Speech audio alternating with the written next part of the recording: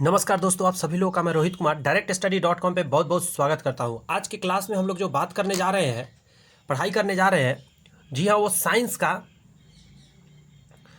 Practice set 2 करने जा रहे हैं। जी हाँ, नीचे आप देख सकते हैं प्रैक्टिस सेट 2 करने जा रहे हैं। इससे पहले साइंस का प्रैक्टिस सेट 1 आया था और 150 मार्क्स का है। इसमें 80 मार्क्स आपको मैथमेटिक्स के मिलेंगे, जिसमें फिजिक्स, केमिस्ट्री और बायोलॉजी रहेंगे। उसके अलावा 40 प्रश्न जीएस के रहेंगे। इतना ही नहीं, 40 प्रश्न के अलावा यदि हम बात करूं तो भी आपको मिल जाएंगे 30 प्रश्न। 120 के अलावा 30 प्रश्न आपको मिल जाएंगे भाषा के, यानी पूरा फुल लेंथ है जो एग्जाम में आपको आने वाला है। 9-10 क्लास के लिए यदि आप तैयारी करते हैं तो ये प्रैक्टिस सेट आपके लिए बहुत काम का है। आपसे बस छोटा सा रिक्वेस्ट रहेगा, बहुत ही बेहतरीन इस किताब में प्रैक्टिस सेट्स है। सारे प्रैक्टिस सेट्स मैं आपके सामने लाकर रखने वाला हूँ, कराने वाला हूँ। तो चलिए आज का क्लास मैं शुरू करता हूँ। आप चैनल को सब्सक्राइब करके बेल आइकन प्रेस कर लीजिए और कुछ ग्रुप्स वगैरह में दोस्तों में शेयर जरूर कर दीजिए, मज़ा आ जाएगा। पहला प्रश्न है, पहले साइंस का रहता है 80 क्वेश्चन, तो उसी को शुरुआत करते हैं। कह रहा है एक पत्थर को 44.1 मीटर की गहराई पर मुक्त जल की सतह वाले कुएं में गिराया जाता है। पत्थर गिरने के 3.13 सेकेंड बाद छप छप की आवाज़ स्प्लैश सुनाई देती है। वायु में ध्वनि का वेग ज्ञात कीजिए। जी बराबर 9.8 मीटर प्रति सेकेंड आपको दिया गया है। हम एक फार्मूला जानते हैं, एस बराबर होता है UT plus half G T square. चूँकि नीचे की तरफ जा रहा है तो जी टी स्क्वायर लिखेंगे। आइए इसे सॉल्व करते हैं। यहाँ लिखा जाएगा 44.1 मीटर की गहराई है। इनिशियल वेलोसिटी 0 होगा तो ये 0 गुने टाइम कितना है जो भी है यहाँ लिखने का वैसे ज़रूरत है नहीं।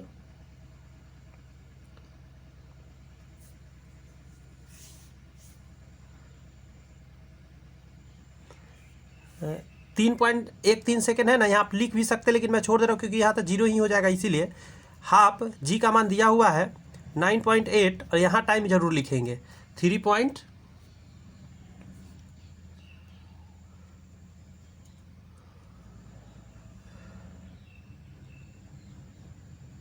सॉरी टाइम निकाल लेते हैं यहाँ से, क्योंकि ये तो रिपीट होने वाली बात है। यहाँ से टी निकालते हैं, टी स्क्वायर 2 से काटिएगा 49 बार में आप काटेंगे तो यस 49 बार में काटेंगे।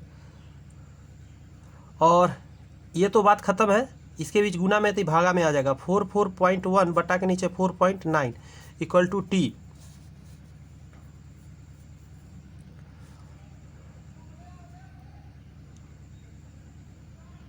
ये 9 बार में कट जाएगा, पॉइंट से पॉइंट गया 9981 9 चौक 36 9 बार में कट जाएगा। और यहाँ टी स्क्वायर है तो स्क्वायर चलेगा तो टी बराबर 3 आ गया। बस समझ में आया। टाइम आपने निकाला कितना, तो 3 सेकेंड में आएगा ये। बट ये आंसर नहीं होगा आपका इसलिए नहीं होगा क्योंकि यहाँ पे क्या क्या है कि इतना सेकेंड बाद उसको आवाज़ सुनाई देता है। यानी कि ये जो 3.13 सेकेंड है, इसमें से आप हटा दीजिए 3 को, तो यहाँ जाएगा 0.13, इधर 0 आ जाएगा, इतना सेकेंड।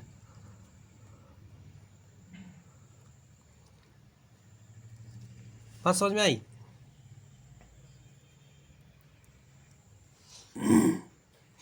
ये सर बात समझ में आई। एक शब्द होता है ध्वनि की गति का, मतलब निकालना है ध्वनि की गति। क्वेश्चन में कहा है ध्वनि की गति निकालिए।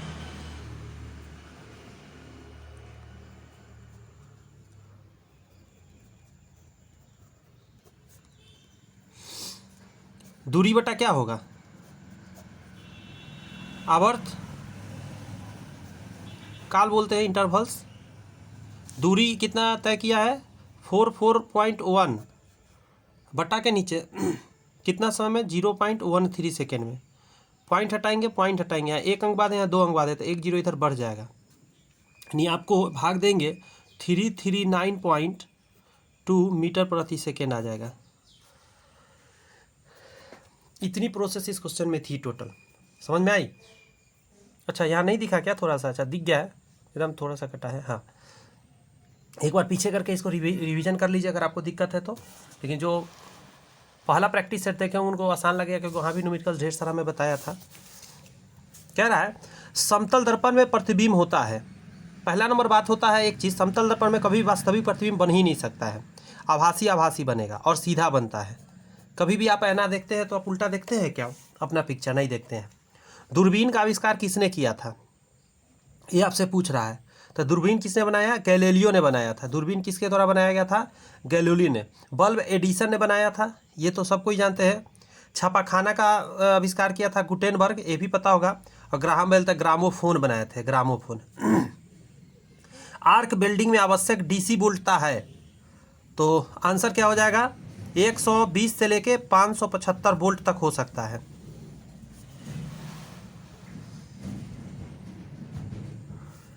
पाँच नंबर का था निम्नलिखित में से कौन सा कथन घरेलू सर्किट में ओवरलोडिंग के संभावित कारण का वर्णन नहीं करता है? ओवरलोडिंग के बारे में ये निगेटिव बात बताना है।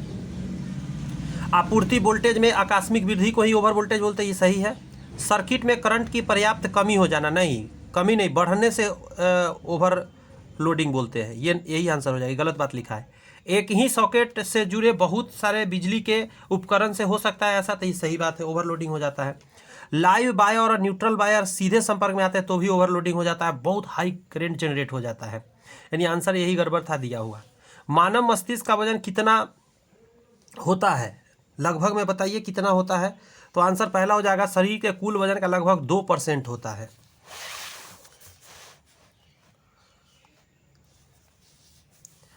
निम्नलिखित में से कौन सा तत्व पौधे के विकास के लिए आवश्यक नहीं है? पौधे के विकास के लिए आवश्यक नहीं है सोडियम। सोडियम पौधे के लिए आवश्यक नहीं है। आपको पता होना चाहिए पौधा के लिए आवश्यक तत्वों का जो संख्या है वो 16 है।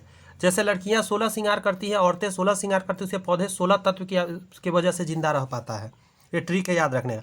हीरे की बिक्री के भार की इकाई कैरेट होती है, 1 कैरेट बराबर कितना होता है?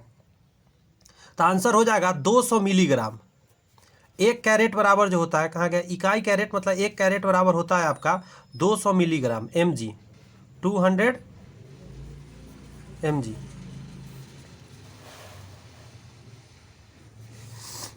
चिली साल्ट पीटर का रासायनिक नाम क्या है?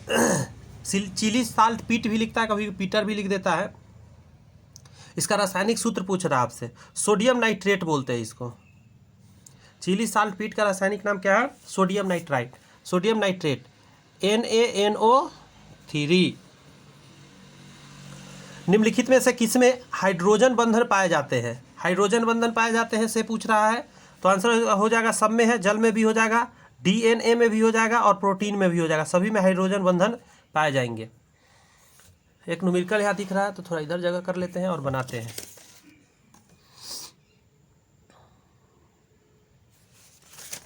मैं पेज फोल्ड कर रहा हूँ, उतना देर में आप इसको कर दौड़ाइए। देखिए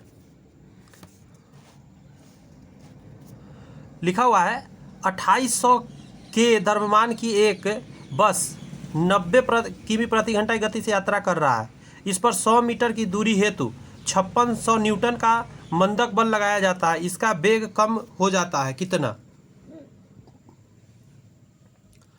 देखिए सबसे पहले आपको मास दे दिया है 2800 kg, यहाँ जी लिखना भूल गया है, किलोग्राम होगा। के क्या होता है? के कुछ नहीं होता है। यू आपको दे दिया है 90 किलोमीटर प्रति आवर।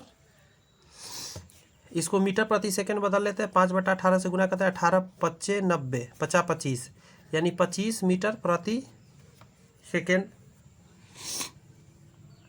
आंसर, मतलब ये हो जाएगा। आगे आते हैं। फोर्स बराबर दे दिया है 5600 न्यूटन और एस बराबर आपको है 100 मीटर। सारा चीज़ हमने लिख लिया। अब आइए बनाते हैं। देखिए हम लोग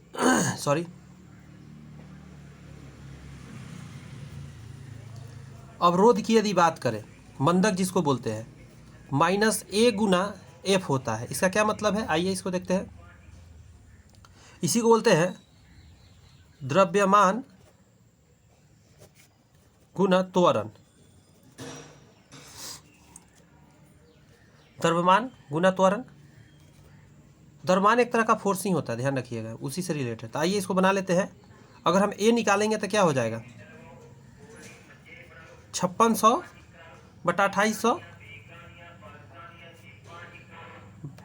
बल बटा द्रव्यमान।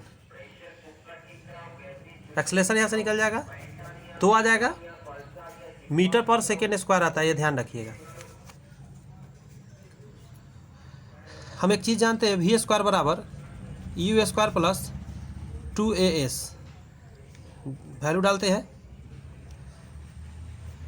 25 का स्क्वायर, यू का मान हम निकाले थे ऊपर, 2 इंटू एक्सेलरेशन यहाँ है -2 आएगा ये, क्योंकि अब बात समझ रहे हो माइनस क्यों है, क्योंकि मंदन किया जा रहा है और एस का मान 100 दिया गया है। इसको सॉल्व कीजिए, 625 आ जाएगा, माइनस 2 दूनी 4, 400, क्या आ जाएगा 225। तो भी का मान कितना हो जाएगा √225, यानी भी बराबर आ जाएगा 15। अब इसको किलोमीटर प्रति आवर में बदल दीजिए, 18/5 से गुना करके, 5 तिहाई 15, तो भी बराबर 18 तिहाई 54 किलोमीटर पर आवर। बड़ा में जाना हो तो बड़ा से गुना 18/5 से, छोटा में जाना हो तो 5/18 से। यही आंसर हो जाएगा। यही पूछा भी था इसमें कि इसका वेग कम होता है, कितना कम हो जाता है, तो आप देख सकते हैं 54 किलोमीटर प्रति घंटा। लंबा है थोड़ा सा न्यूमेरिकल्स, पीछे करके इसको एक बार देख सकते हैं आप। नेक्स्ट क्वेश्चन है कि चुंबकीय ध्रुव पर नमन कोण कितना होता है। स्टार मारिए, बहुत इंपॉर्टेंट क्वेश्चन है। आंसर होता है 90 डिग्री। मेसर का उपयोग होता है, मेसर का उपयोग होता है, यहाँ पे है इसका आंसर, पढ़ लीजिए। आँख की बीमारी के इलाज में मेसर का मतलब होता है microwave amplification by stimulated emission of radiation, ऐसा कुछ करके पूरा है इसका फुल फॉर्म।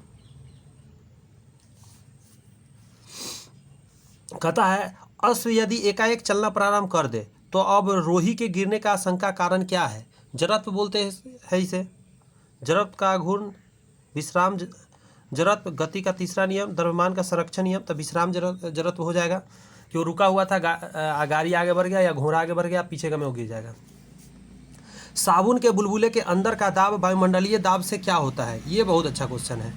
अधिक होता है, अंदर में जो वायुमंडलीय दाब होता है वो ज़्यादा होता है। धातु की चमक किसके कारण होती है। मुक्त इलेक्ट्रॉनों की उपस्थिति से, इसकी रासायनिक जड़ता से, इसकी उच्च पॉलिशिंग से, इसकी उच्च घनत्व से। मुक्त इलेक्ट्रॉनों की उपस्थिति के कारण।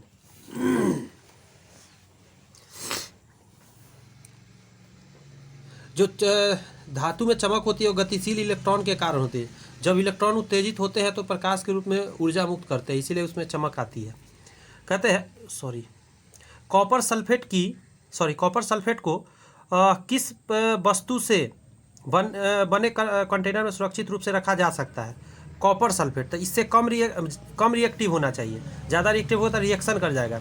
एल्युमिनियम है, चांदी है, लेड है, जिंक है। अब समझिए इस बात को, कॉपर सल्फेट है तो इसको कहाँ रख सकते हैं आप, तो चांदी में रख सकते हो कि कॉपर से ये ज़्यादा रिएक्टिव है, ये भी ज़्यादा रिएक्टिव है, ये भी ज़्यादा रिएक्टिव है, इससे कम रिएक्टिव ये है, तो इसको इसमें रखिएगा तो रिएक्शन नहीं होएगा। आगे है क्वेश्चन नंबर 18। इंद्रधनुष में रंगों का क्रम होता है, तो इसको विजियोर बोलते हैं, VIBGYOR। लिखूँ क्या यहाँ पे, आप देखिए ज़रा, इसको बहुत लोग नहीं जानते। भी वायलट इंडिगो होता है, उसके बाद ब्लू होता है, ग्रीन होता है, नीचे से लिख रहा हूँ, येलो होता है, ऑरेंज होता है और रेड होता है। 7 कलर है, 1 2 3 4 5 6 7। बैगनी, इंडिगो का मतलब कौन सा रंग होता है, जामुनी, बैगनी, जामुनी, उसके बाद नीला, फिर हरा, फिर पीला, नारंगी और फिर लाल, यही ना हुआ। सॉरी आपको दिख नहीं रहा है, ये लास्ट वाला, ये जो मैं लिखा उस हिसाब से देखिए, इंडिगो माने जामुनी होता है।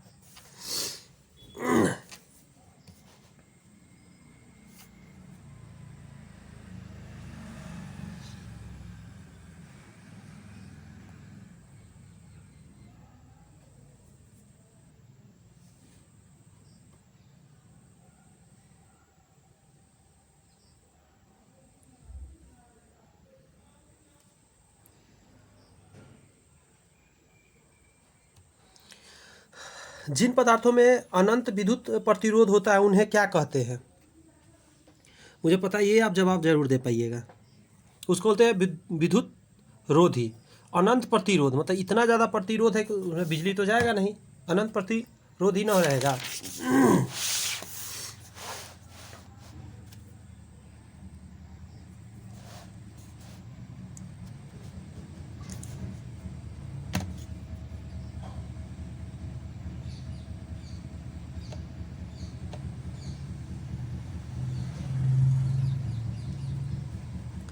अस्थाई चुंबक किस पदार्थ से बनाया जाता है? अस्थाई चुंबक की बात कर रहा है। इस्पात से बनता है। दो परमाणु आइसोबार यानी समभारिक कहलाते हैं। समभारिक मतलब द्रव्यमान समान, परमाणु क्रमांक अलग। इसके परमाणु क्रमांक समान नहीं, उसके पास समान संख्या में प्रोटॉन होते हैं, लेकिन विभिन्न संख्या में न्यूट्रॉन होते हैं। नहीं, उसके पास समान संख्या में न्यूट्रॉन होते नहीं। प्रोटॉन और न्यूट्रॉन की संख्या का योग समान होता है, क्योंकि प्रोटॉन और न्यूट्रॉन का संख्या का योग समान होगा मतलब वजन समान हो जाएगा, क्योंकि समभारिक में द्रव्यमान बराबर होता है। द्रव्यमान किसी भी परमाणु का कैसे निकलता है? प्रोटॉन का जब न्यूट्रॉन से ऐड करते हैं तो यानी द्रव्यमान समान हो गया। लेकिन प्रोटॉन की संख्या भिन्न होती है। प्रोटॉन क्या है संख्या? प्रोटॉन या इलेक्ट्रॉन की संख्या। सॉरी, आपको दिख नहीं रहा था, माफी चाहते हैं, क्वेश्चन थोड़ा बड़ा था, नीचे है। हाँ, लेकिन प्रोटॉन की संख्या भिन्न होती है। प्रोटॉन की संख्या या इलेक्ट्रॉन की संख्या ही डिसाइड करता है उसका परमाणु संख्या, तो परमाणु संख्या अलग हो गया। दृश्यमान ब्रह्मांड में 10 के पावर 22 तारे होने का अनुमान है। दृश्यमान ब्रह्मांड में तारों के कितने मोल मौजूद है? तो आंसर होगा 0.0166 मोल मौजूद है।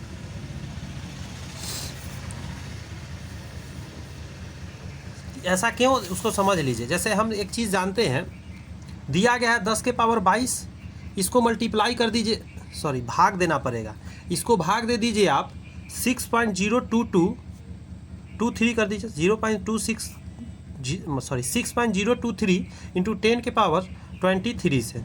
अब इसको जब सॉल्व करेंगे आपका आ जाएगा 0.0166 मोल। वैसे सब डायरेक्ट ही याद रख सकते हैं आप, लेकिन डायरेक्ट याद रख इसलिए भी मैंने बोला अगर यहाँ चेंज कर देगा तकनीक क्या होगा, उस समय ये फार्मूला लगाना होगा भाग देने वाला एवोगाद्रो संख्या से।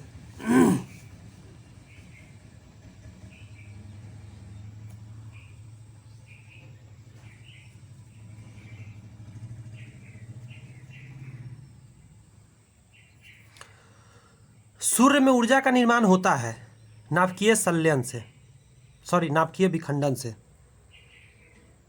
नाभिकीय संलयन होता है वहाँ पे, क्योंकि दो हीलियम मिलके हाइड्रोजन ऐसा कुछ करके बनाता है, यही होगा नाभिकीय संलयन द्वारा। हाइड्रोजन बम विकसित किया गया था, ये अच्छा क्वेश्चन है। एडवर्ड टेलर ने हाइड्रोजन बम एडवर्ड टेलर द्वारा ने बनाया था। अब इस पर एक बात बताता हूँ, ये याद कैसे रहता है उसको समझिए। देखिए टेलर लोग जो होता है ना, टेलर लोग वो दिन भर जो होता है वो सिलाई करते रहता है बैठकर, बात समझ में आया? तो उसका दिमाग कह सकते हैं कि सिलते सिलते क्या होता है, हाइड्रोजन बम की तरह काम करने लगता है गुस्सा में, ऐसा करके कुछ याद रख सकते हैं। ठीक है, एडवर्ड टेलर जो है हाइड्रोजन बम को बनाया था, क्योंकि ऑप्शन जब भी आएगा तो आप आराम से इसे पकड़ लीजिएगा। कैंडेला मात्रक है, कैंडेला किस चीज़ को नापता है? तो ज्योति तीव्रता को नापता है, ज्योति फ्लक्स प्रभाव दाब नहीं, ज्योति तीव्रता कैंडेला। इसका ट्रिक है याद रखने का, कैंडल जो होता है ज्योति तो देता ही है लेकिन तीव्र देता है, अंधेरा को दूर कर देता है। यहाँ एक क्वेश्चन है कि दिए गए तत्व A B C D E में से कौन से परमाणु संख्या 1 3 7 10 7 क्रमशः समान अवधि और समान समूह से बंधित है?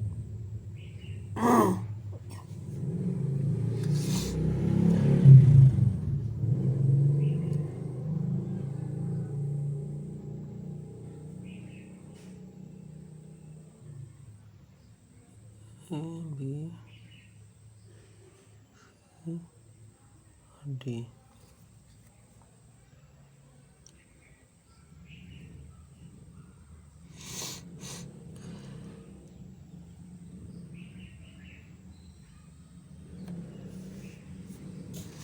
देखिए इसका आंसर हो जाएगा, पता है क्या? ये आंसर हो जाएगा, क्योंकि बी सी डी जो है एक ही आवर्त में आ जाएगा और ये जो होगा एक ही समूह में हो जाएगा। इलेक्ट्रॉनिक विज्ञान से इसको बनाया जा सकता है, पकड़ा जा सकता है। इसका आंसर कह रहा है निम्नलिखित यौगिक ए एवं बी समान आणविक सूत्र लेकिन विभिन्न संरचना वाले। अच्छा, विभिन्न संरचना वाले है, इन्हें क्या कहा जाता है? तो इन्हें कहा जाता है संरचनात्मक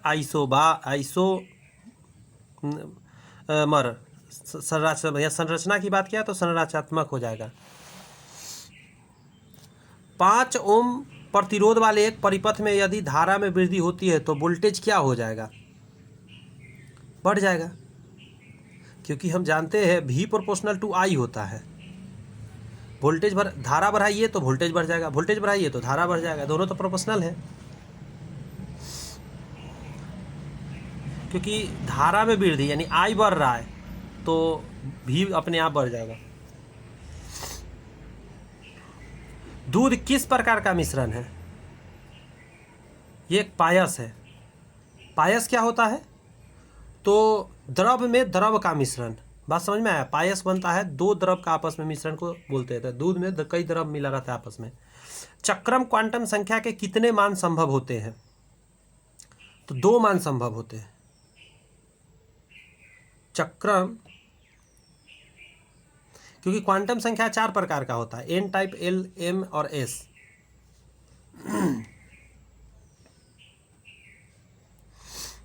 आगे था, ये तो हो गया क्वेश्चन। अभिक्रिया में 3MnO2 plus Al arrow 3Mn plus Al2O3 ऑक्सीकारक है। ऑक्सीकारक ये है, इसमें MnO3 या नहीं, ऑक्सीकारक है।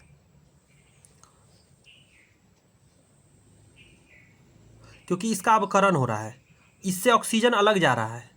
आप समझिए ऑक्सीकारक क्या होता है? जो किसी दूसरे को ऑक्सीकृत कर दे। हम आपको ऑक्सीकृत कर रहे हैं मतलब हम ऑक्सीकारक है, कि हम ऑक्सीकारक है मतलब हम ऑक्सीकरण करवाते हैं। तो ऑक्सीकरण हम कब करवाएंगे? जब हम खुद अवकरित हो जाएंगे। इसमें से ऑक्सीजन निकल रहा है यानी हम अवकरित हो रहे हैं, यानी हम ऑक्सीकारक है। ये ऑक्सीकारक है, ये ऑक्सीकारक है क्योंकि ये अवकरित हो रहा है, इसमें अवकरण का काम हो रहा है। इसीलिए इस चीज़ को समझना है। अपोजिट आंसर होता है इसका। नेक्स्ट है कि निम्नलिखित में से कौन कीटोन कार्यात्मक समूह है? कीटोन, इसमें कीटोन को समझना है। यहाँ पे दिया गया है R बराबर ब्रैकेट में -CH3, R एल्किल समूह है।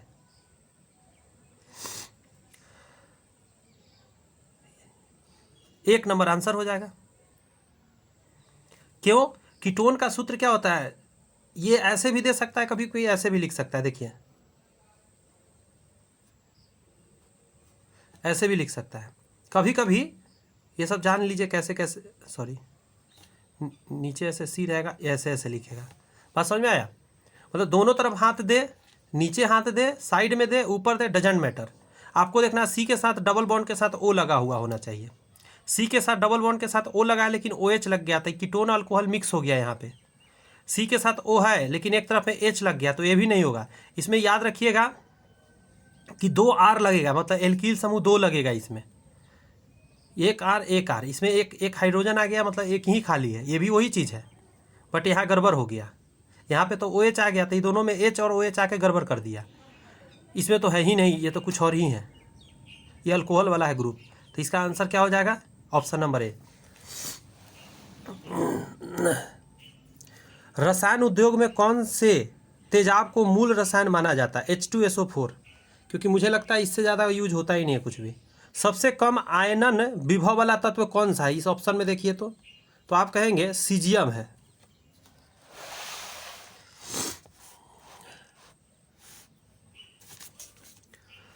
मान लीजिए एक ऐसा ग्रह है जिसका द्रव्यमान और त्रिज्या पृथ्वी के द्रव्यमान और त्रिज्या का 1/3 है। यदि पृथ्वी पर गुरुत्वाकर्षण के कारण त्वरण का मान g है तो ग्रह पर इसका मान क्या हो जाएगा? क्योंकि वहाँ पे क्या कह रहा है, 1/3 है वहाँ पे द्रव्यमान,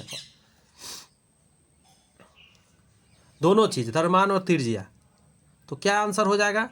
आप g को भाग दीजिए 1/3 से, 3 ऊपर चला जाएगा यानी 3g आ जाएगा, यही 3g आंसर हो जाएगा।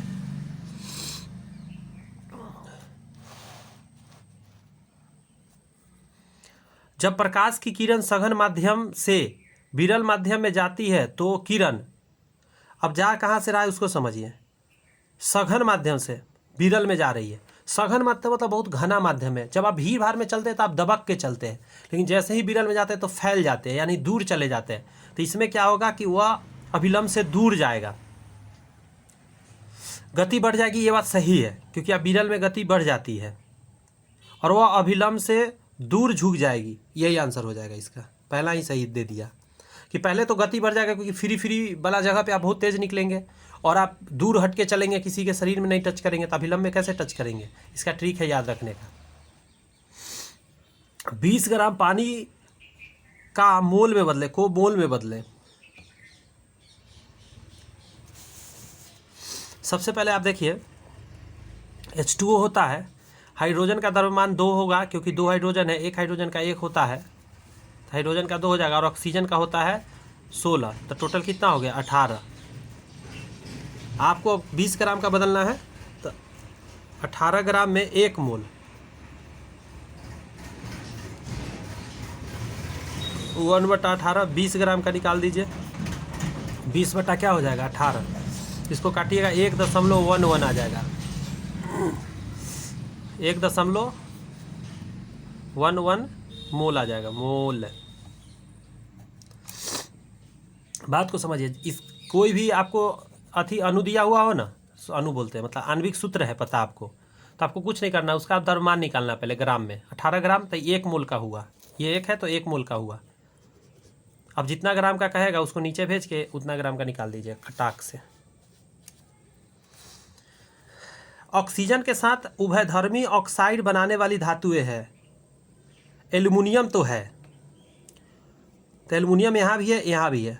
सोडियम है तो सोडियम नहीं बनाता है, जिंक बनाता है, ये आंसर हो जाएगा।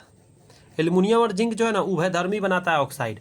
तो ऐसा ऑक्साइड ना, उसका कहानी ये है कि वो एसिड का भी गुण रखता है और बेस का भी गुण रखता है अपने में।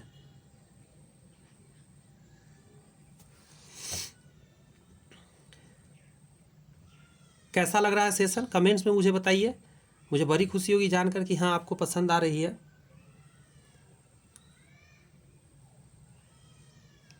कुछ भी सजेशन हो तो आप हमें बताएं। निम्नलिखित में से कौन सा एक पुष्प उभयलिंगी है? उभयलिंगी पुष्प समझते हैं, मतलब एक ही पर दोनों रहता है।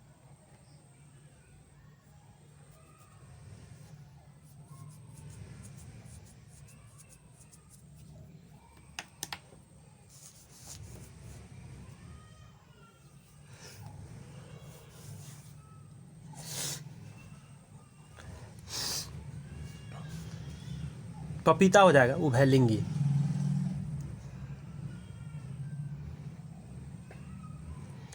प्राणी वर्गीकरण का पदानुक्रम निम्नलिखित में से कौन सा है? कैसे बांटते हैं आप? बहुत अच्छा क्वेश्चन दिया है ये वाला।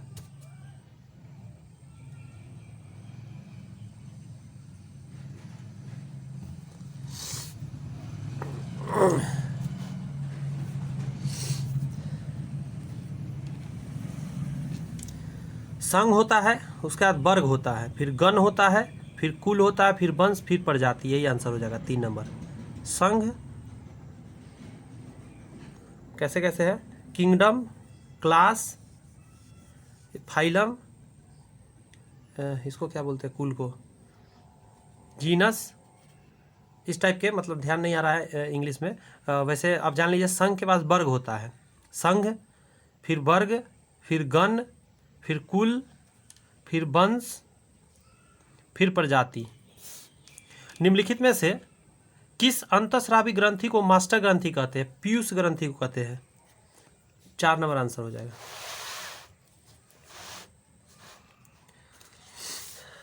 बेकिंग पाउडर डैश और डैश का मिश्रण होता है। बेकिंग पाउडर, एक होता है बेकिंग सोडा। बेकिंग सोडा की बात नहीं हो रहा है, बेकिंग पाउडर जो फुलाने में काम आता है।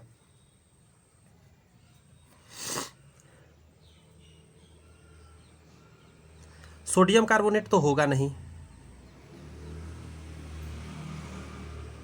क्योंकि सोडियम कार्बोनेट तो कुछ और ही हो गया। सोडियम हाइड्रोजन कार्बोनेट खाने वाला होता है, ये हो सकता है। और टार्ट्रिक अम्ल होगा, यही आंसर हो जाएगा। ये में सल्फ्यूरिक अम्ल है, सल्फ्यूरिक अम्ल H2SO4 कभी डाल ही नहीं सकते थे, तो हो नहीं सकता। सोडियम हाइड्रोजन कार्बोनेट और मौलिक अम्ल, मौलिक अम्ल नहीं होता है, मैलिक या मौलिक अम्ल नहीं डलता है उसमें, ये भी नहीं होगा। उसमें टार्ट्रिक अम्ल डलता है फुलाने के लिए, सॉफ्टनेस खूब आता है इससे। ऑक्सीजन के सापेक्ष क्लोरीन की संयोजकता है, तो क्या आंसर कहिएगा? 7 हो जाएगा।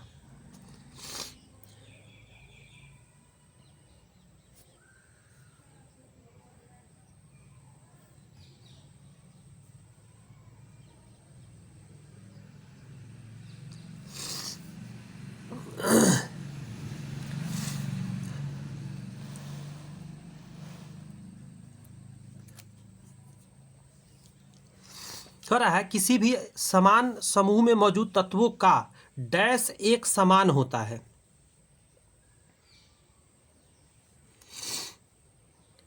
किसी भी समान समूह में, समूह ऊपर से नीचे का में जो आते हैं, समूह में मौजूद तत्वों का डैश एक समान होता है। अच्छा, समूह में क्या समान होता है वो आपसे पूछ रहा है। संयोजी इलेक्ट्रॉन की संख्या, संयोजी इलेक्ट्रॉन की संख्या ऊपर से नीचे का समान रहता है। एक अवतल दर्पण के वक्रता केंद्र पर रखे वस्तु का प्रतिबिंब कहाँ बनता है? वक्रता केंद्र पर ही बनता है। सी पर रखा है तो सी पर ही बनेगा।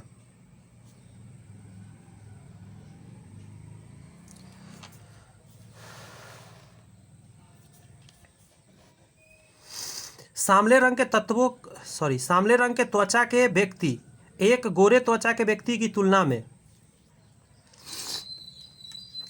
अधिक गर्मी तथा कम सर्दी अनुभव करेगा।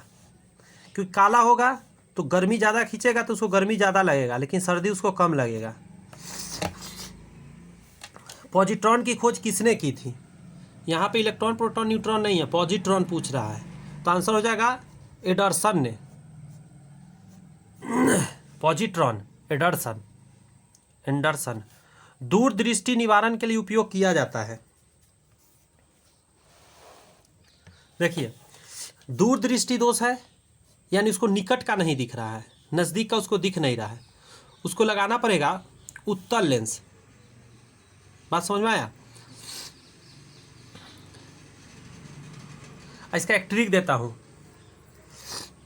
शायद कभी नहीं भूलिएगा, जीवन भर याद रहेगा आज के बाद।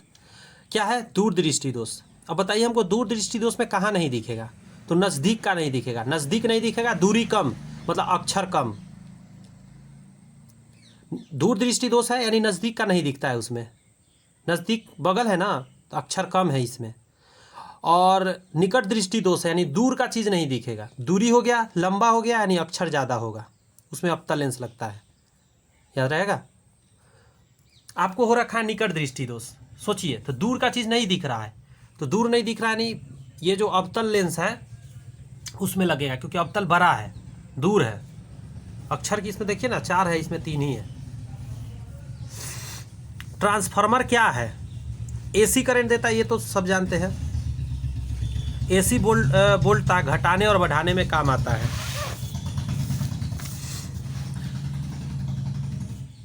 बैटरी में कौन सी धारा होती है? डीसी करंट होती है।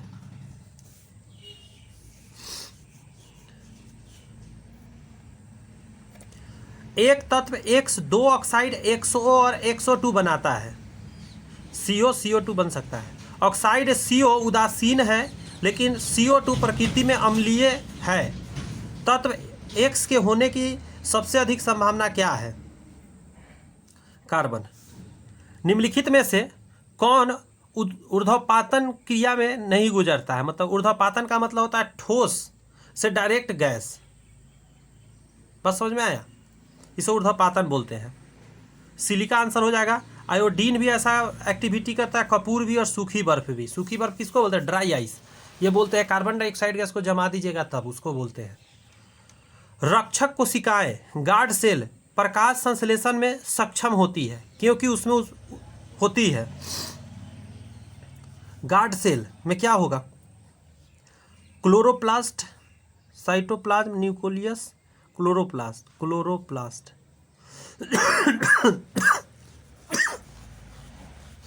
यही आंसर होगा, क्योंकि क्लोरोप्लास्ट होगा तभी तो क्लोरोफिल होगा। इस समय कहीं भी क्लोरोप्लास्ट नहीं है ना, इसीलिए आंसर यही वाला होगा।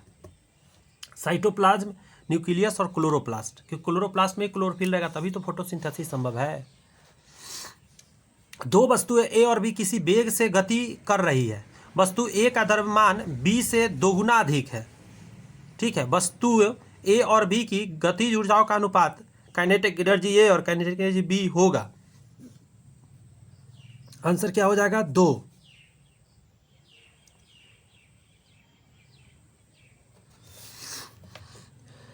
देखिए जरा सॉल्व कर देता हूं। 1/2 एम वी स्क्वायर तो 2m हो जाएगा, गुने वी स्क्वायर, नीचे हो जाएगा 1/2 M V square. V square से वी स्क्वायर, इससे ये कट गया, इससे ये कट गया, 2 बटा क्या आया? 1, यानी 2।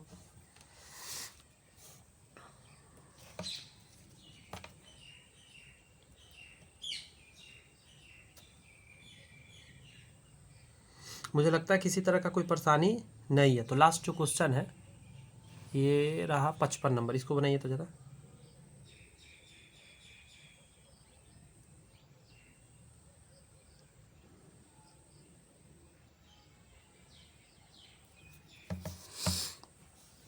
एक वस्तु को अवतल दर्पण, ध्यान रखिए कौन सा दर्पण है? अवतल। अवतल धस्सल होता है, ऐसा दर्पण, ऐसा वाला। अवतल दर्पण के सामने उसके वक्रता केंद्र और फोकस दूरी के बीच एक बिंदु पर रखा है।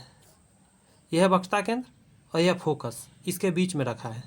तो इसका प्रतिबिंब बनेगा वक्रता केंद्र और अनंत के बीच, बिंदु के बीच रखा, एक बिंदु पर रखा गया है। छवि का निर्माण कहाँ होगा? तो ये होगा वक्रता केंद्र और अनंत के बीच।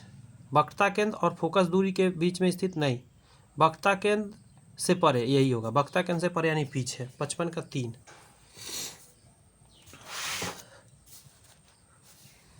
कणों की गतिज ऊर्जा काइनेटिक एनर्जी डैश में अधिकतम होती है। काइनेटिक एनर्जी सबसे ज़्यादा किस में होगा? बता पाएंगे क्या? प्लाज्मा में। गतिज ऊर्जा सबसे ज़्यादा प्लाज्मा में होगा। 5वां स्टेट है। डैश का प्रयोग कारों में पेट्रोल के साथ ईंधन के रूप में किया। इथेनॉल। इथेनॉल इथेनॉल डाला जाता है, ये बहुत अच्छा काम करता है, मतलब जलने में। जब पीएच मान 7 से 14 की ओर बढ़ता है तो यह दर्शाता है कि OH आयन की सांद्रता में वृद्धि हो रही है, क्योंकि OH बेस को बताता है। H+ आयन की सांद्रता में, 1 मिनट रुक जाइए, हाँ सही तो है। बेस के लिए OH बढ़ता है और एसिड के तो अगर यही बोला रहता है कि 0 की तरफ बढ़ रहा है, 7 से 0 की तरफ, तब वहाँ आंसर हम क्या देते पता है? H+ की सांद्रता बढ़ रही है। आधुनिक आवर्त सारणी में किस आवर्त में सबसे कम सेल है?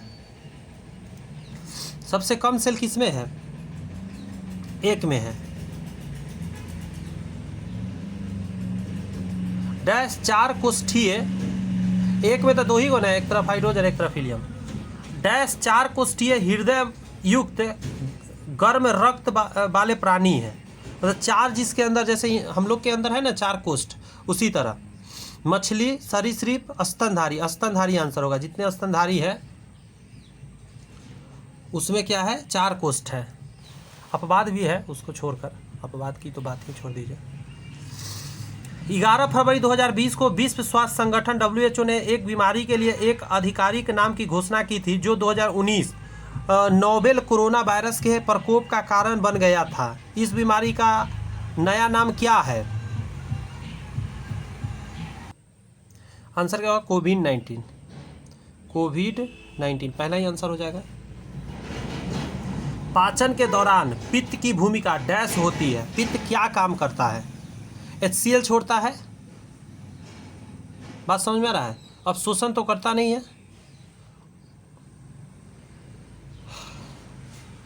उत्सर्जन तो करता नहीं है, वसा का पाचन नहीं करता है, पायसीकरण, वसा का पायसीकरण करता है।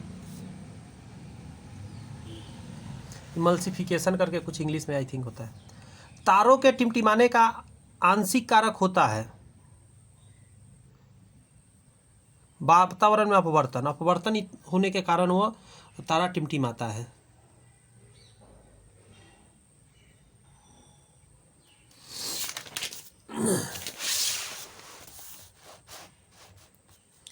चौसठ का रहा है, पायरोमीटर में मापा जाता है। पायरोमीटर में किस चीज़ को आप नापते हैं? 800 डिग्री सेल्सियस से ऊपर का माप। इससे ज़्यादा टेम्परेचर मापना उसको पायरोमीटर में नापा जाता है। इंपॉर्टेंट है, पिछले क्लास में भी आया था। विशिष्ट ऊष्मा का मात्रक है, विशिष्ट ऊष्मा से पूछ रहा है, जूल प्रति किलोग्राम।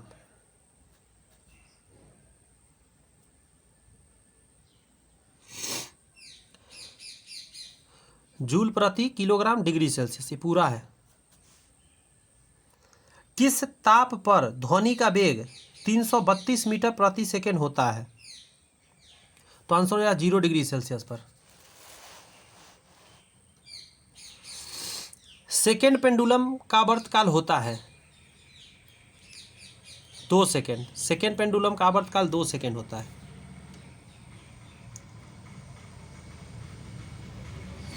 कह रहा है कि 6 वोल्ट प्रतिरोध वाले एक स्रोत में 0.5 एम्पियर की धारा प्रवाहित होती है। स्रोत द्वारा प्रतिरोध को आपूर्ति की गई पावर डैश होगी। तो हम जानते हैं फार्मूला, पावर बराबर होता है धारा गुने प्रतिरोध। धारा गुने प्रतिरोध।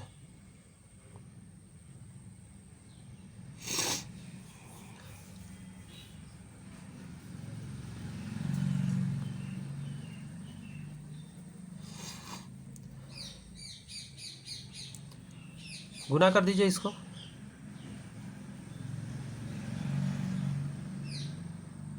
और यह ये तो गलत लिखा गया है। 6 वोल्ट थोड़े ना होगा, 6 वोल्ट प्रतिरोध वाले नहीं होता, 6 ओम होगा। ओम का साइन यहाँ पड़ेगा, ऐसे गलत लिखा गया, वही मैं सोच रहा था। अब सही हो जाएगा। 6 × 5 = 30, 3 आ जाएगा आंसर, 3 वाट।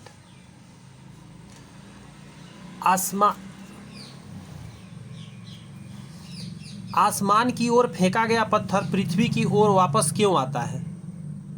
सोचिए, एक बल होता है जो इसे भूमि की ओर खींचता है। तापमान को केल्विन पैमाने से सेल्सियस पैमाने में बदलने के लिए आपको करना होगा, क्या करिएगा? आपको केल्विन से सेल्सियस में जाना है आपको। कहा जाता है कि तापमान को केल्विन पैमाने से सेल्सियस पैमाने पर बदलने के लिए किसी भी जो तापमान दिया गया उसमें 273 घटाना होता है। बात समझ में आया?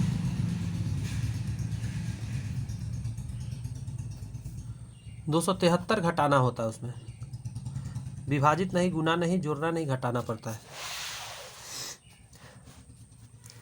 डीएनए कोशिका के केंद्र और डैश में पाया जाता है। डीएनए कहाँ पाया जाता है? कोशिका के केंद्र और माइक्रोकॉन्ड्रिया में पाया जाता है डीएनए।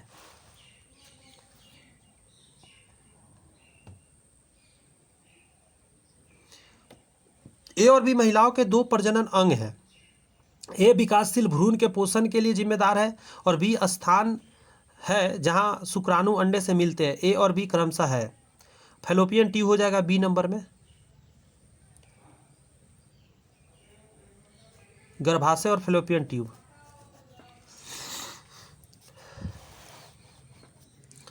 निम्नलिखित में से कौन सा रोग विषाणु से नहीं होता है? विषाणु से नहीं होता है।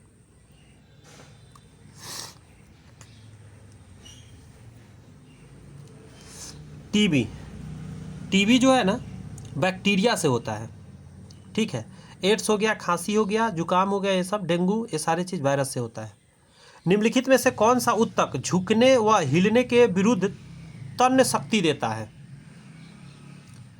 तो 74 का आप कहिए, इसको बोलते हैं कोलेनकाइमा।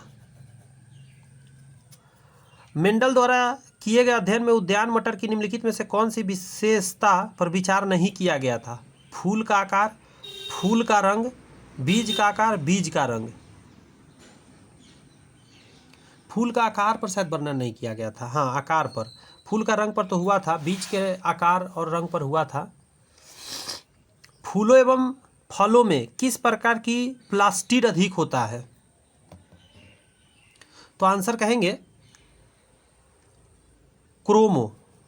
देखिए इसको समझिए, क्रोमोप्लास्ट ज़्यादा होता है। क्यों?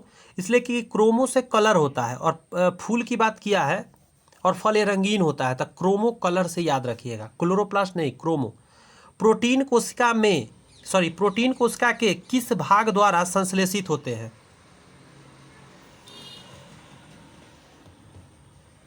बताइए जरा।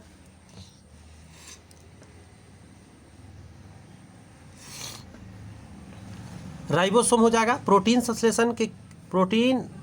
कोशिका के किस भाग द्वारा संश्लेषित होते हैं? तो राइबोसोम में। ग्लूकोज मुख्य रूप से वृक्क के किस भाग में अवशोषित होता है? ग्लूकोज, अच्छा क्वेश्चन है। समीपस्थ कुंडलित नलिका में। क्या आंसर हो जाएगा? समीपस्थ कुंडलित नलिका में आंसर हो जाएगा। निम्नलिखित में से समरूप अंगों के सेट का चयन करें। समरूप अंग, इससे पहले क्लास में ही हम बताए थे कि याद करिए, सब ये आएगा ही आएगा, आ गया। चमगादड़ के पंख और पक्षी के पंख, ये समरूप अंग है। रूप समान है लेकिन है दोनों दो चीज। प्रजातियों में डैश जीवित रहने का लाभ प्रदान कर सकता है अथवा केवल आनुवंशिक क्रम में योगदान प्रदान कर सकता है?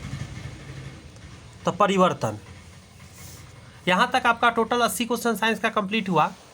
आइए अब यहाँ से जो क्वेश्चन है, इन क्वेश्चन को करते हैं, और ये क्वेश्चन है आपका सामान्य अध्ययन का। पहला है कि प्रकाश संश्लेषण के लिए आवश्यक 4 मूलभूत तत्व क्या है? कार्बन डाइऑक्साइड, खनिज पदार्थ नहीं, chlorophyll, Surya Prakash, carbon dioxide, पानी, यही आंसर हो जाएगा। तात्या टोपे उन सेनानियों में से एक थे जिन्होंने डैश के भारतीय स्वतंत्रता संग्राम में भाग लिया था। आंसर क्या हो जाएगा? 1857 में भाग लिया था तात्या टोपे। 1973 में केशवानंद भारती केस में इन प्रश्न का उठाया गया था कि प्रस्तावना को, केशवानंद भारती केस की बात कर रहा है, संशोधित किया जा सकता है। यही आंसर हो जाएगा कि हाँ भाई, संशोधन उसमें किया जा सकता है। नेक्स्ट है कि सूर्य और चंद्रमा द्वारा गुरुत्वाकर्षण के माध्यम से पृथ्वी की ओर एक ही दिशा में खींचने का कारण क्या उत्पन्न होता है? ज्वार और भाटा समुद्र के अंदर।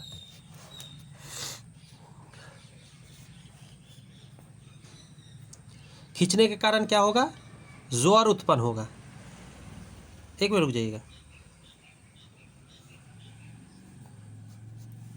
बृहत कहेंगे इसमें और अच्छा चीज स्प्रिंग टाइड्स बोला है। बृहत ज्वार भाटा उत्पन्न होगा, बहुत ऊंचे।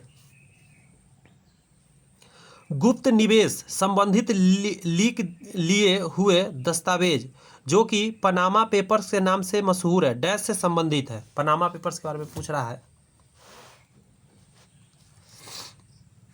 तो आंसर हो जाएगा मोसैक फोसेका एवं कंपनी, यही आंसर होगा इसका। कौन सी पंचवर्षीय योजना पीसी महालनोबिस मॉडल पर आधारित है? 5 स्टार लगा लीजिए, बहुत इंपॉर्टेंट। दूसरी पंचवर्षीय योजना जो था, ये था 1956 से 61 के बीच वाला। ये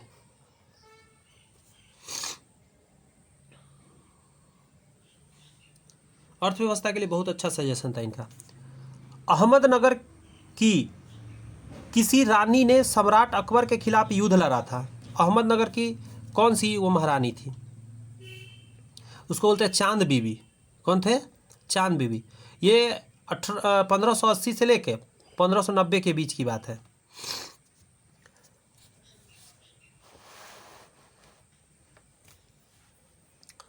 सागा 220 को भारतीय अंतरिक्ष अनुसंधान संगठन द्वारा विकसित किया गया है। सागा 222 क्या है?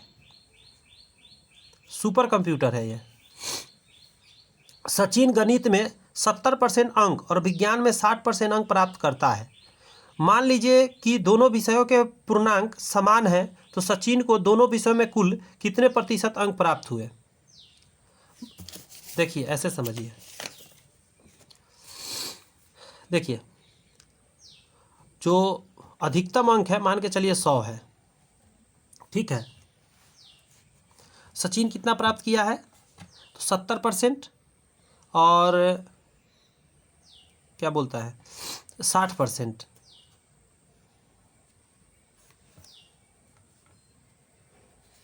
तो टोटल ये 100 अंक हो गया क्या चीज़ में, मान के चलिए मैथ्स में, और 100 अंक का हो रहा होगा साइंस, क्यों दोनों समान मान के चलतेंगे साइंस में। तो टोटल 200 है, 200 में उसको कितना आ गया 70 और 60 130 आ गया। 130 कितना में आया 200 में, गुने 100 65। देखिए ये बनाए हम लोग, अच्छी बात है कि बना के निकाले हैं, बट आपको बता देना चाहते हैं कि जब ये दो तरह का डाटा दे और समान संख्या हो तो इसके बीच वाला जो होगा वही आंसर होगा, इन दोनों के बीच में जो आता है वही। एक कक्षा में लड़कियों की संख्या लड़कों की संख्या की 7 गुनी है। अगर बॉय x है तो गर्ल्स जो है 7x है। निम्नलिखित में से कौन सी संख्या कक्षा में बच्चों की कुल संख्या को निरूपित नहीं कर सकती है। ऑप्शन में है कुल संख्या नहीं हो सकता, तो देखिए कुल यहाँ से निकालिए कितना हो जाएगा 7 और 1 8x। 8 से कटने वाला जो नहीं, जैसे 9 है 72, ये आंसर नहीं हो सकता, ये भी नहीं हो सकता, कट रहा है 8 6 48 नहीं हो सकता, ये नहीं कटता है 8 से, तो यही आंसर हो जाएगा। ठीक है कि ये संख्या संभव नहीं है कुल बच्चा। ए और बी एक साथ मिलकर 12 दिन में एक तालाब खोद सकता है। ए और बी 12 डे में तालाब खोद सकता है। यदि ए अकेले उस तालाब को 24 दिन में खोद सकता है, ए 24 दिन में खोद सकता है, तो ज्ञात कीजिए कि बी एक दिन में तालाब का कितना हिस्सा खोद सकता है। यानी बी का पहले निकालिए, तो इसका पहले लीजिए एलसीएम, 24 आएगा, 12 दूनी 24 और 12 × 24, ये क्षमता निकल गया। तो अब देखिए ए का जानना है, तो ए का कितना हो जाएगा 1, क्योंकि दोनों मिलकर 2 है, और ए का 1 है, तो बी का कितना क्षमता आ गया, बी का इफिशियंसी आ गया आपका 1। तो समय निकाल लेते हैं, पूरा काम को अगर 1 इफिशियंसी करेगा तो 24 डे लगेगा, एक दिन में 1/24 भाग वो कर पाएगा। जितना डे आएगा ना उसको बस पलट दीजिए, आंसर हो जाएगा।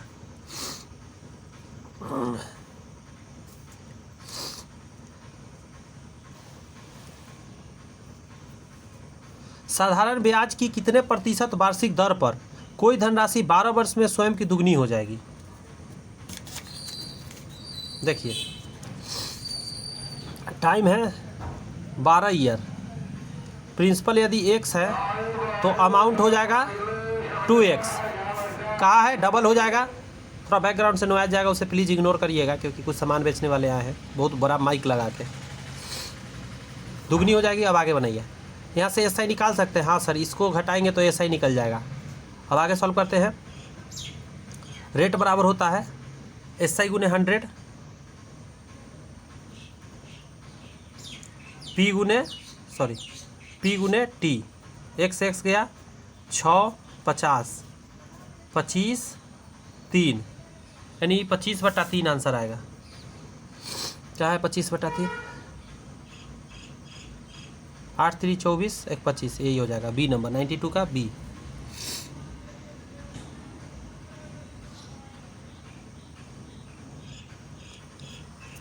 हाँ शेरा वाली माता। 93 को देखें, निम्नलिखित में से कौन सा नीलगिरी पहाड़ियों की सबसे ऊंची चोटी है। दोडा बेटा, नीलगिरी पहाड़ी जब भी आएगा ना तो दोडा बेटा।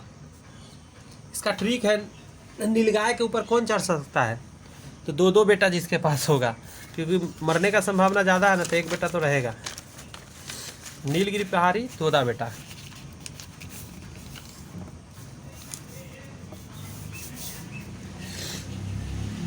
आगे है कि बंकिम चंद्र चट्टोपाध्याय द्वारा लिखित राष्ट्रीय गीत वंदे मातरम निम्नलिखित में से किस उपन्यास आनंद मठ में छपा था।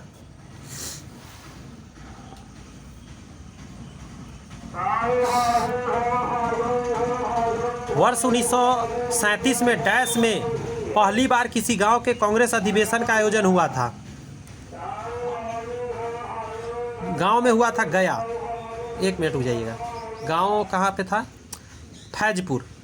ठीक है, फैजपुर में पहली बार किसी गांव में कांग्रेस का अधिवेशन हुआ था 1937 में।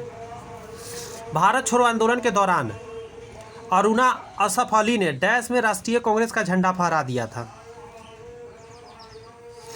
आंसर क्या कहिएगा? बम्बई में। अब जो चूंकि मुंबई हो गया, पहले बम्बई था। दिए गए विकल्प में से उन संख्या का पहचान करें जो निम्नलिखित श्रेणी से संबंधित नहीं है।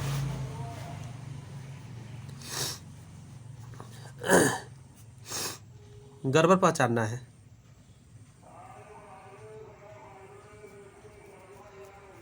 17 6 23, 23 से 7 30, 30 और 8 38, 38 में 9 जुड़ता तो 47 आता, 46 यहाँ गड़बड़ी है। और फिर 47 में 10 जुड़ेगा 57, यानी 46 आंसर हो गया। दो संख्याओं का अनुपात 2:3 है और उनका लघुत्तम समवर्तक एलसीएम और महत्तम समवर्तक एचसीएफ का गुणनफल इतना है। संख्याओं का योग ज्ञात करिए। पहले तो आप देखिए, एगो 2x संख्या हो गया, एगो 3x। इन दोनों का गुना करिएगा ना तो ये एलसीएम एलसीएफ के गुणनफल के बराबर हो जाता है। 3 से काटिए, 3 3 9, 3 दूनी 6, 3200। 2 से काटिए 1600। एगो x एगो x, तो इसको क्या कह सकते हैं? x बराबर √1600 तो 4 40 आ जाएगा। तब इसमें गुना करिए, 4 दूनी 8, 80 आ गया, और 4 3 12, 120 आ गया। इन दोनों को जोड़ दीजिए 200। संख्या का योग ही पूछा था।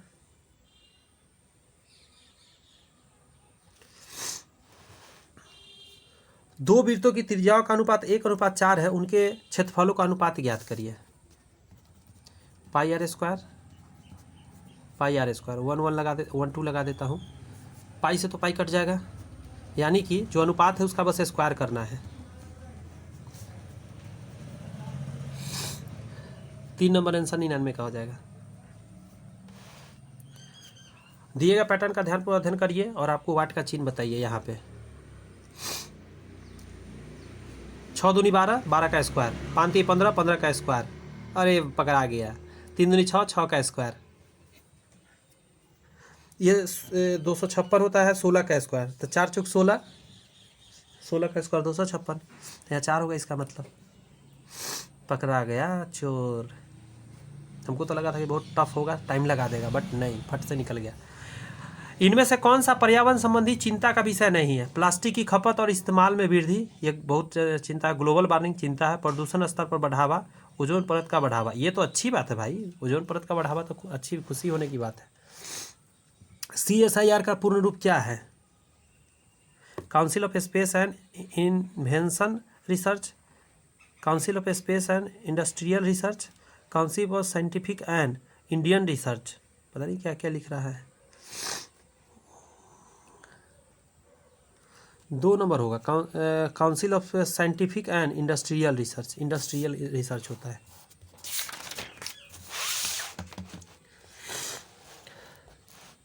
ये रहा अगला क्वेश्चन। एक ऐसी प्रजाति जो अपने निवास स्थान पर लंबे समय तक खोजे जाने के बाद भी नहीं पाई जा सकती उसे डैश प्रजाति कहा जा सकता है। लुप्तप्राय प्रजाति। चंद्रगुप्त प्रथम के बाद गुप्त साम्राज्य की बागडोर किसने संभाली थी? चंद्रगुप्त प्रथम के बाद समुद्रगुप्त ने संभाली थी।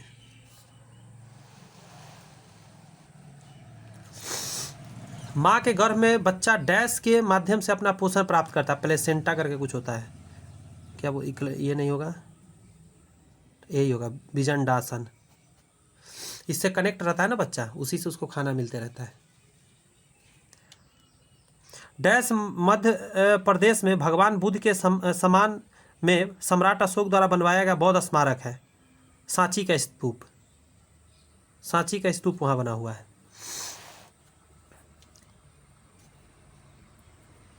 भारत का सबसे बड़ा नाभिकीय शक्ति केंद्र डैश में स्थित है, बताइए तो। आंसर क्या हो जाएगा? तारापुर में है।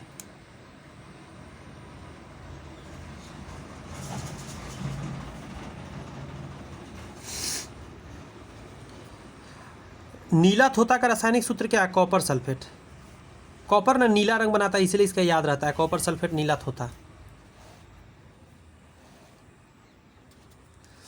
ध्वनि की तीव्रता को मापने के लिए निम्नलिखित में से किस मात्रक का उपयोग किया जाता है? Decibel, pascal, joule, curie. Decibel में नापा जाता है। भारत के सबसे बीम बेपन काली 5000 को किसके द्वारा विकसित किया गया? DRDO और बार्क के द्वारा। निम्नलिखित में से क्या संयुक्त राष्ट्र यूनाइटेड नेशन का एक अंग नहीं है? राज्य परिषद, महासभा, अंतर्राष्ट्रीय न्यायालय, सुरक्षा परिषद। तो आंसर क्या हो जाएगा? राज्य परिषद। महासभा है, अंतर्राष्ट्रीय न्यायालय है, ये सब उसका पार्ट है। निम्नलिखित में से क्या सार्वजनिक क्षेत्र की एक इकाई नहीं है? NTPC, ICICI, भेल, BCCL। ये ICICI हो जाएगा। ये तो बैंक है छोटा सा नॉर्मल। कामत, नामचा बरवा, गुरला मंदाता निम्नलिखित में से किसके नाम है? ये हिमालय का नाम है, सॉरी मतलब चोटी का नाम है। ये मतलब क्या है? साग, नामचा बरवा, ये सब पहाड़ का नाम है। हिमालय की पर्वत चोटियाँ हो जाएगा ना आंसर। निम्नलिखित में से क्या ग्रामीण विकास का समर्थन नहीं करता है? शहरी ऋण। इससे ग्राम को क्या फायदा? कोई फायदा नहीं। 1929 में दिल्ली की केंद्रीय विधानसभा सेंट्रल लेजिस्लेटिव असेंबली में किन दो स्वतंत्रता सेनानियों ने स्मोक बम फेंका था? ये थे बटुकेश्वर दत्त और भगत सिंह। ऑप्शन नंबर 2 हो जाएगा। ऊष्मा संतुलन, हीट बजट क्या है? तो आंसर क्या कहिएगा? पृथ्वी द्वारा अवशोषित आपतित ऊष्मा और विकिरण के रूप में बाहर जाने वाले ऊष्मा के बीच संतुलन को हम लोग ऊष्मा संतुलन बोलते हैं। 24वें जैन तीर्थंकर का नाम क्या था? 24वां कौन थे? महावीर स्वामी थे। विश्व का पहला आधिकारिक एयरमेल फरवरी 1911 में डैश से डैश भेजा गया था। एयरमेल हवाई जहाज से, इलाहाबाद से नैनी को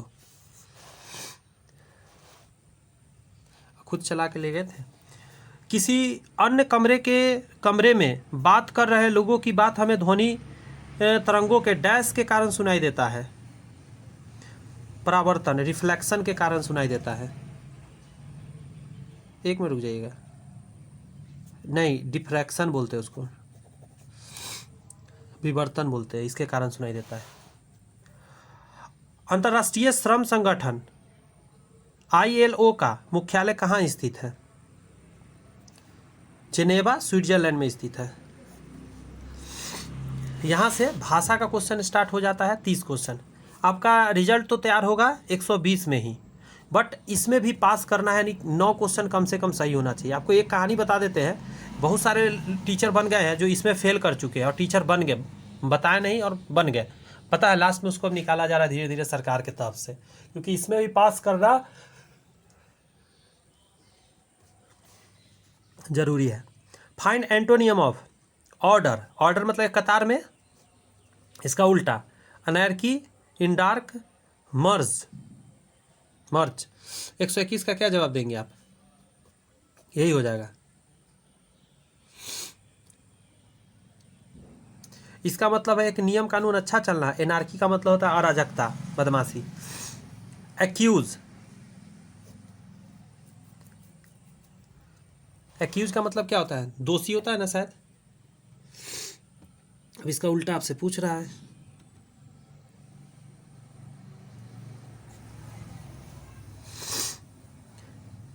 इम्पीच हो जाएगा, पता नहीं इम्पीचमेंट किया, ऐसा करके छोड़ दिया, दोष मुक्त कह सकते हैं एक तरह से। Find out which part of the sentences are error. If there is no mistake, answer कर दीजिए 4 नंबर। यहाँ से है, as soon as the teacher entered everyone fell in a silence, no error.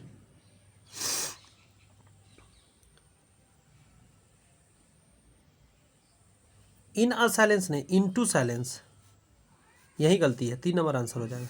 Into silence, और silence में चला गया सब टीचर कहते हैं। Choose the suitable options that describe the meaning of the word phrase printed in the, इसका meaning इसमें है या नहीं बताना है, जो टिल्टेड है, जैसे ये है यहाँ पे bread and butter. Everybody is worried about his bread and butter these days. Means of livelihood, money making, comfortable living, promotional adventure, यही हो जाएगा। जीवन अपने जीने के लिए किसी तरह वो लोग मेहनत कर रहे हैं, ऐसा कुछ। Fill in the blanks with appropriate given options. Draw dash outline of India. Draw an outline होगा या द आउटलाइन होगा? एन आउटलाइन हो जाएगा ना। Fill the gap with correct form of verb. Columbus dash America. Columbus किया, discovered हो जाएगा, discovered.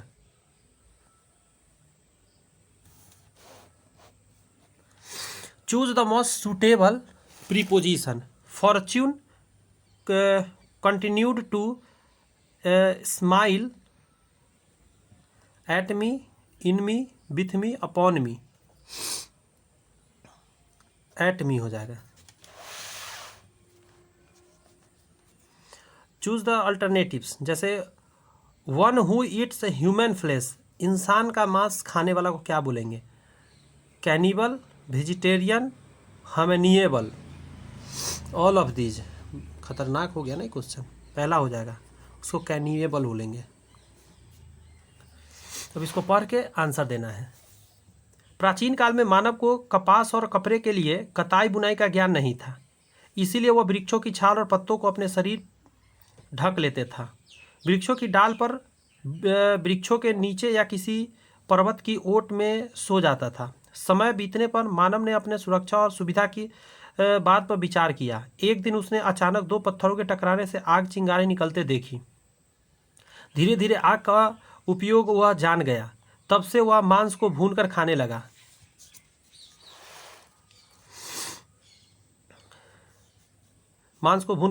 धीरे धीरे पत्थर के स्थान पर कांस्य और लोहे के हथियार बनाने लगे। इसीलिए इन युग को कांस्य युग कहते हैं। इसी युग में मानव ने खेती करना भी सीख लिया। कालांतर में पहिए का आविष्कार हुआ। वस्तुतः यह विश्व का सबसे महत्वपूर्ण आविष्कार था। इस कारण मोटर, रेलगाड़ी, वायुयान तथा अनेक प्रकार के मशीनें का उपयोग शुरू हो गया। अब आंसर दीजिए, यहाँ पढ़ लिया आपने। आग का आविष्कार कैसे हुआ? जंगल में आग लगी, 2 पत्थरों के टकराने पर निकली चिंगारी से। कांस्य के हथियार बनाने से पाषाण युग समाप्त हो गया। तब किस युग का सूत्रपात हुआ? कांस्य आया तो कांस्य युग बन गया। पहिए का आविष्कार से सबसे बड़ा लाभ क्या हुआ?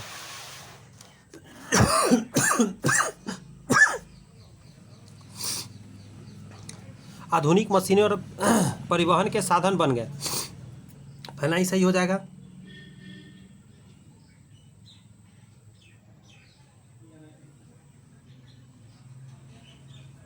निम्नलिखित वाक्यों में से किसमें पूर्वकालिक क्रिया है? पूर्वकालिक क्रिया की बात कर रहा है। उसने नहाकर भोजन किया, यही है पहले की बात। अत्यधिक क्रोध करना अर्थ किस मुहावरे के द्वारा अभिव्यक्त होता है? अत्यधिक क्रोध करना। आंखों में गरना, आंखों का कांटा होना, आंखों में खून उतरना, यही हो गया। आंख में खून उतर चुका है मतलब बहुत गुस्से में है। पुल्लिंग स्त्रीलिंग शब्द युग्म की दृष्टि से कौन सा युग्म अशुद्ध है? कर्ता का कर्तरी, नेता का नेत्री, धाता का धात्री, दाता का दात्री। 134 का पहला गड़बड़ है। नेता का नेत्री सही है, दाता का दात्री सही है, धाता का धात्री सही है।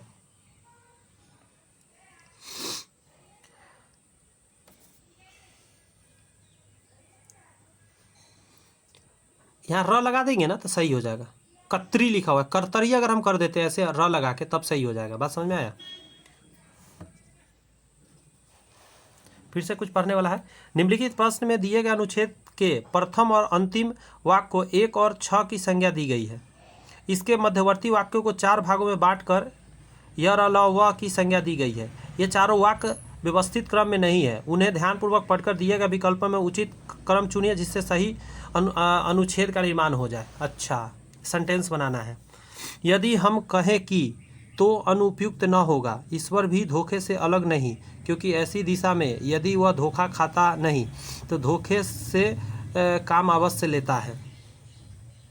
मतलब कहाँ से स्टार्ट होगा ये समझना है, बहुत इंपॉर्टेंट। इंग्लिश आसान हो जाता है, हिंदी बहुत टफ हो जाता है। इसका हो जाएगा ये, ईश्वर भी धोखे से अलग नहीं तो अनुपयुक्त न होगा।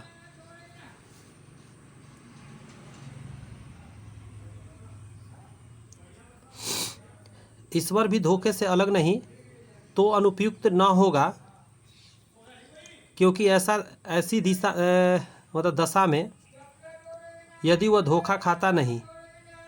देखिए हम आपको बताते हैं, यदि हम कहें कि, पहला इतना ही को चेंज करना है आपको, ध्यान रखिएगा, इन दोनों को नहीं। यदि हम कहें कि ईश्वर भी धोखे से अलग नहीं तो अनुपयुक्त ना होगा, क्योंकि ऐसी दशा में यदि वह धोखा खाता नहीं तो धोखे की काम अवश्य लेता है। गुजरती की रचनाओं में व्याप्त डैश के फलस्वरूप उन्हें राष्ट्रकवि का सम्मान मिला। गुप्ता जी की रचनाओं में व्याप्त क्या था? राष्ट्र प्रेम था, इसीलिए। और क्या ही इससे अच्छा ऑप्शन हो सकता है? समाचार सुनकर उसके होश उड़ गए। वाक्य में प्रयुक्त होश शब्द का बहुवचन प्रयोग किस विषय स्थिति में होगा?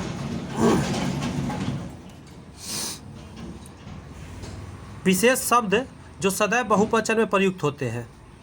किस शब्द में हार प्रत्यय नहीं है?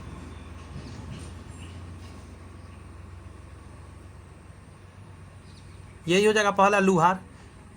इसमें तो हार है, इसमें भी हार है, इसमें भी हार है, लेकिन इसमें ये तो शब्द है, इसमें नहीं है प्रत्यय। चौमासा में शब्द है, समास है। चार लिखा हुआ है ना, तो द्विगु दो से लिखाता है, इसीलिए दो यहाँ भी है संख्या, यहाँ भी संख्या है। आरोह का विलोम है, आरोह बढ़ते क्रम में अवरोह हो जाएगा। निम्नलिखित विकल्पों में से जो चतुर शब्द का समानार्थी नहीं है वह छांटी है। चतुर का समानार्थी देवप्रिय, चतुर का समानार्थी देवप्रिय नहीं है। चतुर मतलब नागर हो सकता है, पट्टू हो सकता है, दक्ष हो सकता है। अब लौ नसानी अब न नशय हो में कौन सा रस है? अब लौ नसानी अब न नशय हो, आंसर हो जाएगा आपका शांत। विस्मय कौन सा भाव है? विस्मय अस्थाई भाव है। मूर्धन्य ध्वनियाँ कौन सी है? मूर्धा से कौन सा बोलते हैं?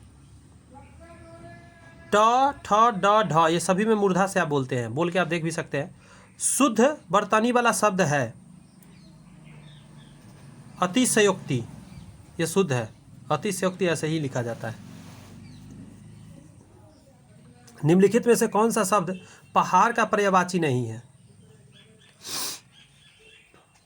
अचल को छोड़कर ये सभी पहाड़ का पर्यायवाची है। अद्री, गिरी, अचल। अपवाद को छोड़कर वर्णमाला के अक्षरों के नाम किस लिंग में होते हैं? तो ये होते हैं पुल्लिंग।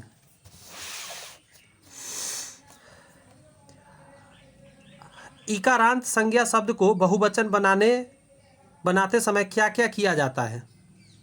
आंसर हो जाएगा अंतिम स्वर को हटाकर या लगा देते हैं। अत्याचार का सही संधि विच्छेद क्या होगा? अतिजोर आचार।